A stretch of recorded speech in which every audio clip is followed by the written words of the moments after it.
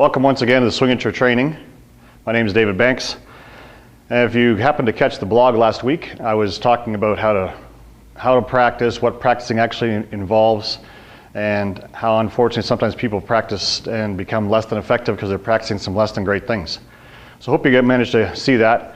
And I mentioned in that blog last week that we're going to talk about some myths and misconceptions this week. And unfortunately, if we happen to buy into those myths, or if we believe those myths or misconceptions to be true, it will prevent us from being even remotely effective in our golf game. So there's a vast array of myths out there that we could probably address, but I'm going to talk about 3 of the most common ones that I've seen. And a couple of them actually incorporate a couple of ideas. So we're almost addressing 4 or 5 myths. So first, I think you would agree that you wouldn't have to spend too much time at the driving range or on the golf course to hear somebody convey to someone else, the reason you missed that shot is because you lifted your head or you didn't keep your head down. And that's a very common cliche you'll hear, is you got to keep your head down. And the myth is that your head stays down in golf, your head doesn't move in golf, and that is so far from the truth that if you follow that or adhere to that myth, you will have absolutely no chance of playing good golf. So here's just a quick visual of what that means. When we're in our golf posture, if we believe that our job is to maintain absolute, frozen head position and absolute stability of our head, the challenge becomes moving our body because your head is not on top of your spine. It's in front of it.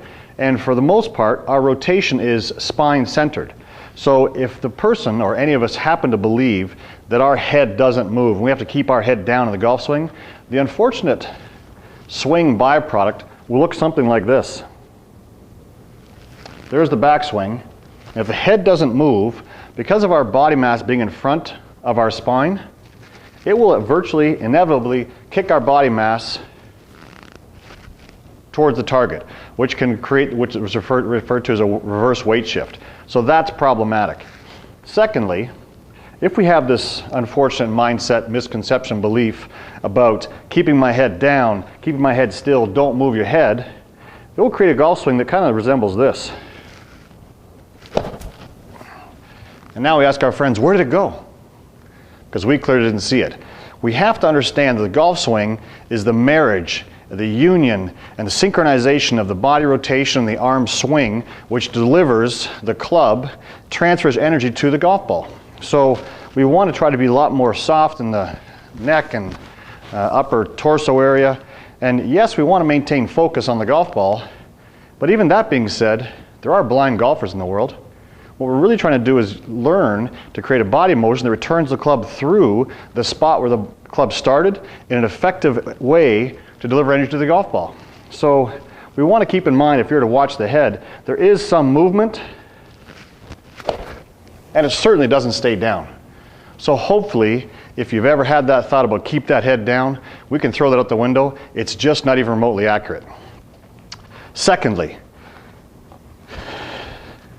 you may or may not have heard, I would hazard a guess you have if you played any golf whatsoever, is this thought, opinion, theory about, and you even hear, I've heard golf commentators say this, about how the player takes the club straight back. Well, the golf commentator knows what he's talking about, but unfortunately the terminology very often leads people to believe that the club actually moves straight, and it does not.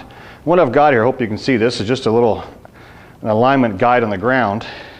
And if I was to set the club down close to it, and I start to go through the swing motion of swinging the club back, we'll see that the relative target line of that white guide shows us that the club moves away from it as we swing. To take the club straight back would disconnect our arms from our body, and again, we jeopardize the union of our arms and our body working collectively together. The same thing happens on the way through. I can't tell you how many times I've had conversations with people who say to me, yeah, I'm trying to swing that club straight down the line. And they might actually be doing a very good job of achieving that concept. Unfortunately, if we're doing a great job of achieving a bad concept, the best we're going to be is bad. So we have to keep in mind the club works in a rotational relationship. It works in a circle, and the circle is simply laying to some degree. So we've got to get this idea out of our head that the club goes straight back and straight through. But you see that in a lot of golf swings. People take the club straight back and up and straight through and up, and unfortunately their ball very rarely finds the target. And now they believe, I didn't take the club straight back enough, I didn't take the club straight through enough. And they even go as far as thinking the club face has to stay straight. And they create a relationship that has that club face not rotating at all. Well, unfortunately, as I just mentioned, the golf swing is a circle, relatively on its side. And that club face has to rotate along that angular circle, and therefore straight back is not a possibility, nor is straight through. The club actually rotates around our body relative to the center of rotation, which again is roughly our spine. So get that thought out of your head about the club going straight back and straight through, and get the thought out of your head about the club face staying square. The club face is only square for a very, very short period of time. It's thousandths of a second. Have this little thought in mind. If the club face needs to be rotating and is basically only square for thousandths of a second, then if you have the club face square for a tenth of a second, you're terrible at this activity.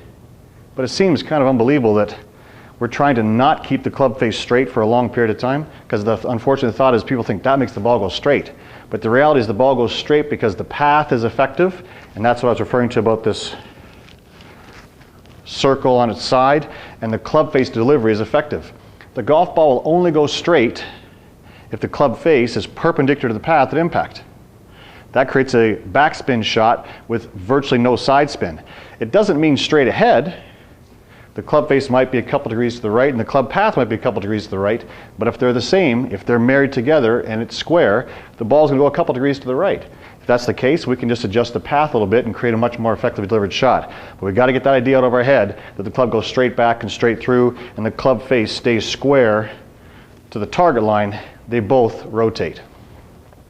And the third comment I want to address, a thought I want to address about a myth or misconception, and you hear this a lot. You more often I hear the cliche, keep your left arm straight, but that's because the majority of golfers are right-handed. But in Canada, 25%, which I happen to live, and that's why you can see that we're indoors in my indoor teaching center. The statement is normally, keep that left arm straight. Well, if you were to watch the best players in the world, the percentage of players that keep that left arm straight, it's really small. It might be 10%. What they're trying to do is create some nice extension, but the straightness of that lead arm, as I'll call it, is based on your strength and flexibility. And most important is the lead arm needs to be straight, or as straight as possible, at impact, because we want to deliver the most effective, efficient energy to the golf ball possible, and that's going to be delivered through a straight line.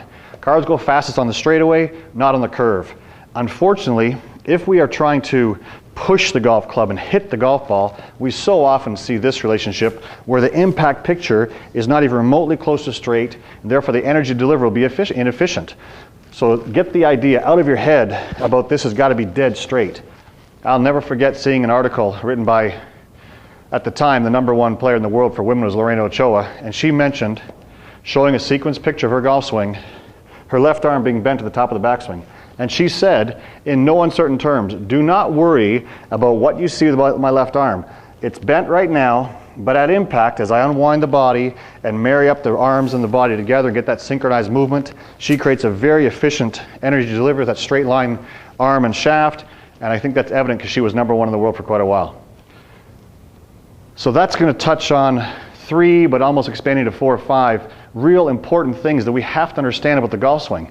That we can't have the wrong idea or the wrong concept, otherwise we'll simply be trying to execute wrong things. And no matter how well we execute those things, the best we can be is wrong. So watch this video a couple of times if you need to get a real good idea of those things cannot happen in your golf swing. And then stay tuned. Next week we're going to talk about some indoor, off-season stuff to help you progress with your golf game, get you playing the best golf you can.